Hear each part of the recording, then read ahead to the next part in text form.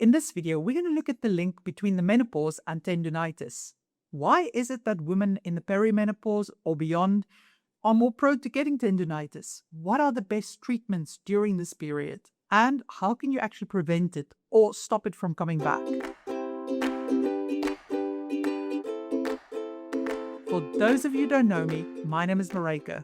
I'm one of the physiotherapists from sportsinjuryphysio.com, where you can get online physiotherapy assessment as well as treatment of any type of sports injury, all done by a video call. We do specialize in tendons though, and if you're interested in our online service, have a look at the description. I'll put a link to the website there. Why is it that a woman is more prone to developing tendonitis when they're in perimenopause or menopause? Well, tendonitis or tendinopathy is an overuse injury, and normally you get it if you use a body part a lot more than what it's used to, don't give it enough recovery time, and then the tendon becomes painful and flares up. But in perimenopause and menopause, women will often tell you that they didn't really do anything differently. They just did the normal things and then the tendon became painful. So there's something else at play here. If we look at the tendon structure, so your tendon is that white sinewy tissue that connects muscles to bone. So if you think of it, when the muscle contracts, it pulls on the tendon and it moves the bone, which means you move your body part. And tendons are made up of lots and lots of collagen fibers packed really tightly in parallel. There are other things in there as well, but the collagen is the vast majority of what makes up a tendon. Now, inside tendons, as with all the cells in our body is constantly busy renewing the old cells, getting rid of them, replacing them with stronger new ones. And that's how we stay healthy. And when we exercise, our bodies grow stronger through a process where you sustain micro injuries while you exercise. That signals the brain that, oh, we need this body part to be stronger. So then it gets rid of the injured tissue and repairs it and makes it stronger than before in those recovery hours afterwards. If you don't allow it the recovery, then you can run into overuse injuries, and that's the common way of getting tendonitis or tendinopathy. But the problem with the menopause is that estrogen plays a really important process in this renewal of collagen cycle. And because you have a drop in estrogen when you enter perimenopause, your body struggles to replace these fibers. It still does it, but it's not as high quality as the collagen used to be, and it takes much longer to replace them and renew them, and it takes much longer for the tendons to recover. And this is why women can experience that they didn't change anything. They just continued with their normal exercise schedule or the housework they normally do or the gardening they normally do, and now suddenly the tendon has flared up. And that's because the recovery period it needs after the physical activity is much longer to repair that micro-injury cycle. Also, you may be used to doing a certain level of activity, and usually your body is okay with it if you suddenly ramp it up like you do 2 days of heavy gardening. You feel a bit achy, painful, but nothing gets injured. But now, because you're in the perimenopause, if you suddenly have an increase in activity like that, then the body just can't cope with it that well because it can't repair that quickly, and then you also get an injury. Or it is that you are training for a marathon or something like that, and you used to be able to ramp your training up quite quickly during your training plan. But now if you try to ramp it up at that same speed, it causes trouble because you need more recovery. So a more gradual build-up would be better in that case. How should you be adjusting your treatment if you are in the perimenopause or menopause and you end up with tendonitis? Well, the good news is that your body can still produce new collagen and strong collagen. It just takes a bit longer to do that. So all the treatments that works for general tendonitis or tendinopathy are still valid. Your plan may just have to ramp up more slowly, and you're just going to have to be a little bit more patient with it. But there are 3 treatments that I want to highlight that may be more useful for women in the perimenopause or menopause. I'll get to them in a moment. But if you've got a specific type of tendonitis, so a specific area like gluteal tendinopathy or high hamstring, maybe you've got tib post tendonitis, have a look at the description of this video because we've made detailed videos about what the best load management, strength training, general advice and treatments for that specific tendon is, because there are differences obviously in the types of activities that annoy them and all of those things. So have a look at the description of this video. I'll put a link to our general libraries on our website because that's quite easy to then find the information. But we also have video playlists, so I'll link those there as well. The 3 treatments I want to highlight for women in any stage of the menopause are strength training and how to adapt that, as well as supplements and hormone replacement therapy. So if we look at strength training first, why is that important? Well, loading the tendon is the only way really to signal to the body to produce new and stronger collagen fibers. But I don't want you to picture lifting heavy weights or doing heavy exercises when I say this, because during the early stages of the tendon, especially when it's still painful, that is not what loading and strength training looks like. It is very light exercises usually, because the exercises you do has to match, one, the strength of your tendon plus the sensitivity of the tendon. If the exercise is too intense for that moment in time, you will just experience a flare-up. And it's important that if your exercises do flare your pain up and your symptoms up significantly, you need to tell your physio, because your rehab plan needs to be adjusted. So don't just stop everything and think that exercise is not for me, I'm going to try other things and I'm never going to come back to it. You do have to come back to it at some point. And that's why you need to tell your physio, so that they can adjust your plan and understand that it needs to start at an even lower level. It's also important to understand that if your tendon pain flares up with minor exercise and things, it doesn't mean it's very weak. Not at all. Usually the tendon is quite strong. It's just super sensitive and it just goes into hyper mode, especially because it's so easy to increase the inflammation during any stage of the menopause.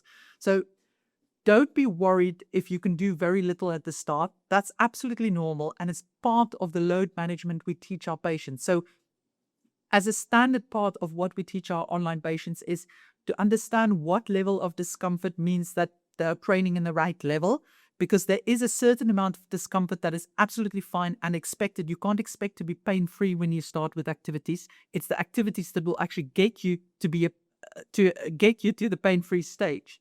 So you need to understand what level of discomfort is okay. We teach them to look at the 24-hour pain response and symptom response, because often tendons don't tell you while you're busy with an activity that they're not happy with it. They love flaring up, especially the next day, and then you go, oh man, now I'm really stiff and uncomfortable, and it takes 2-3 days to recover from a session. Those are signs that whatever you did on the day before, it was too much and it needs to be adapted. So again, it's something your physio needs to help guide you on. And it doesn't mean that exercise is wrong. It just means that the type or the intensity wasn't ideal. Supplements is not a treatment we would advise everybody with tendonitis or tendinopathy to take. And the reason is that the research into supplement usage and recovery from tendonitis is not that strong yet. There are a few studies out there that suggest if you take hydrolyzed collagen, and especially if it's mixed with a bit of vitamin C, before you do your exercises, that you may get a better strengthening effect of the tendon. And the thinking is that it's because you have more of the building blocks readily available in the system. So because we know that your tendons struggle to repair in the menopause, then it may be more useful for anybody in menopause. We've previously done a very detailed video as well as article about supplements and how it was used in these studies. So I'm going to link to the article in the description of this video because I feel it could be useful to see it written out, that you understand the exact dosages that was used. Hormone replacement therapy, or HRT, is definitely something to discuss with your doctor if you do struggle with your tendons flaring up. It's not right for everybody, and you can absolutely recover without it. So don't think I'm saying you won't recover if you don't take it, but it may perhaps help. The problem is, it's also not well researched. I could only find 2 studies. In the one, they looked at the Achilles tendon of 53 women, scanned them, and the women on HRT had fewer signs of tendon structural issues than the ones that weren't. Then there's a study where they looked at women with gluteal tendinopathy, and this was a stronger study. It was a randomized controlled trial, and they looked at what happened was there any difference in treatment outcomes for the women on HRT versus the ones who weren't on it? And an interesting finding with this one, that if they looked at the full groups, there wasn't much difference in the groups. But then they noticed that if the BMI of the women, so the body mass index, was below 25, the HRT did help. But for the women who had a higher body mass index, so was a bit more overweight, the HRT didn't have such a dramatic effect and wasn't much more effective than the women who weren't. And this just points for me to the fact that we should never see treatment and our bodies as a cause and effect, that this will definitely fix this or have this impact, because it works as a full system. And in the women who had the higher BMI, it may be that the other hormone changes they had because of being overweight kind of negated the positive effect of the HRT. We don't know. There hasn't been enough research in this area yet. But it's worth remembering that it's about looking at the full picture and understanding all the components that may be influencing your case of tendonitis and addressing as many of them as you can. And this is something that we definitely help our patients understand as well, because we find it doesn't work just focusing on the tendon, because it's not the tendon in isolation. You have to look at everything they do in their life. However, you actually prevent tendonitis or stop it from coming back when you're in any stage of the menopause. Well, the first thing to understand and remember is that it's not that activity or exercise is bad for you. In fact, it's really good for you and it has lots of positive effects on the body. It's just that you have to be a bit more mindful about how you do it and start listening to your body a bit more. So there are two elements I want to discuss. The first is, what do I mean with listening to your body more? How can you optimize that? And the second is how to use strength training to prevent all of this coming back and getting that base there. So what do I mean with listening to your body? If you think about how you normally go through life, if you're one of those women who, I'm a little bit guilty of that as well, I like to just finish something off. I can't stand stuff that's not finished. So I tend to just work until I'm exhausted and then I rest. That is going to land me in trouble as I get older, because the problem is that doesn't give the tendon time to recover. For instance, if I want to decorate a house, then, or a room, then you want to get it done as quickly as possible. But if you're going to try and do it all yourself in one go, it's an activity your body's not used to. So you're going to use parts of the body that's not been prepared for it. And if you do too much of it in one go, you're likely going to end up with tendonitis. So you're either going to have to get people to help you, or you're going to have to spread it over many days. Same with gardening. If you've got spring cleaning the garden or something, you're going to have to break it up in little bits. Even taking rest throughout the day, that you do more in a day, but you have periods where you just recover and don't push it and give everything time to rest. That can be useful. Also, if you can feel in your normal run training and things, your body is complaining and it just feels more tired than normal, you have to adjust your plan.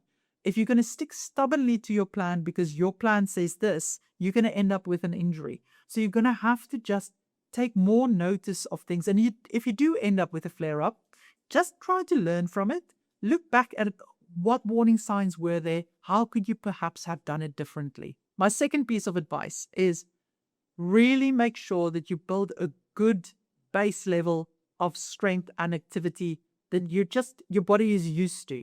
So you're doing strength training 2 or 3 times a week, and you do some sort of cardio activity that you enjoy, like for instance, you go walking or cycling or swimming, whatever you prefer, so that when you suddenly want to do a heavy day in the garden, it's not a shock to your system because the body is used to doing hard things.